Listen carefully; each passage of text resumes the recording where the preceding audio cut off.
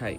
കഴിഞ്ഞ ദിവസം അനന്തു അജി എന്ന് പറയുന്ന ഒരു ചെറുപ്പക്കാരൻ ഒരു സൂയിസൈഡ് നോട്ട് പോസ്റ്റ് ചെയ്തിട്ട് സൂയിസൈഡ് ചെയ്തിട്ടുണ്ടായിരുന്നു. ആ ഒരു നോട്ട് ഞാൻ വായിച്ചിട്ടുണ്ടായിരുന്നു. അതിൽ അയാൾ പറയുന്ന ചില കാര്യങ്ങൾ, ഒന്ന് അയാളുടെ ജീവിതത്തിൽ അയാൾ അനുഭവിച്ചിട്ടുള്ള സഫറിങ്സിനെ പറ്റി, പിന്നെ അയാളുടെ മരണശേഷം ആ മരണത്തിൻ്റെ കാരണത്തെ ചില ആളുകൾ വേറെ രീതിയിലേക്ക് ഡൈവേർട്ട് ചെയ്തേക്കാം എന്നുള്ള ഒരു ധാരണ ഉള്ളത് കൊണ്ട് അയാൾ മരണകാരണം എന്താണെന്ന് കൃത്യമായിട്ട് അതിൽ പറയുന്നുണ്ട്. മരണത്തിൻ്റെ കാരണമായിട്ട് പറയുന്നത് ആങ്സൈറ്റി, ഡിപ്രഷൻ, തുടർച്ചയായിട്ടുള്ള പാനിക് അറ്റാക്കുകൾ മൂലം അയാൾക്ക് ജീവിക്കാൻ പറ്റാതെ വരുന്നത് കൊണ്ടാണ് അയാൾ ജീവൻ കൊടുക്കുന്നത് എന്നാണ്.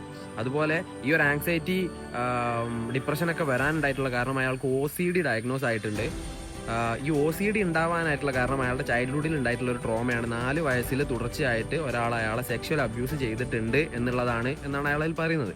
പിന്നെ അയാൾ പാരൻസിനോടായിട്ട് പറയുന്ന ഒരു കാര്യമുണ്ട്. നിങ്ങൾ നിങ്ങളുടെ കുട്ടികൾക്ക് മസ്റ്റായിട്ട് പ്രോപ്പർ സെക്ഷൽ എഡ്യൂക്കേഷൻ പഠിപ്പിച്ചു കൊടുക്കണമെന്നും ഗുഡ് ടച്ച് എന്താണ്, ബാഡ് ടച്ച് എന്താണെന്ന് പറഞ്ഞു കൊടുക്കണമെന്നും അവരുമായിട്ട് ക്വാളിറ്റി ടൈം സ്പെൻഡ് ചെയ്യണമെന്നും അവരോട് അധികം ചൂടായി ദേഷ്യപ്പെട്ട് അവരെ ഒരു ശത്രുവാക്കി മാറ്റരുത് എന്നുമാണ് പറയുന്നത്. അത് തന്നെയാണ് നിങ്ങളോട് എനിക്ക് പറയാനുള്ളത്.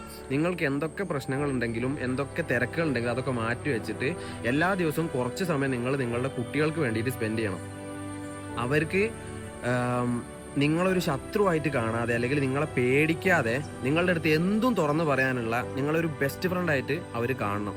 ആ രീതിയിലേക്ക് അവരെ എത്തിക്കണം. കാരണം ചെറിയ പ്രായത്തിൽ ഉണ്ടാകുന്ന ട്രോമകൾ അവരെ വലിയ വലിയ പ്രശ്നങ്ങളിലേക്കും വലിയ ആങ്സൈറ്റി, ഡിപ്രഷൻ പോലുള്ള വലിയ രോഗങ്ങളിലേക്കും തള്ളി നീക്കിയേക്കാം. അതുകൊണ്ട് നിങ്ങൾ നിങ്ങളുടെ കുട്ടികൾക്ക് വേണ്ടിയിട്ട് എല്ലാ ദിവസവും കുറച്ച് സമയമെങ്കിലും മസ്റ്റായിട്ട് സ്പെൻഡ് ചെയ്യണം.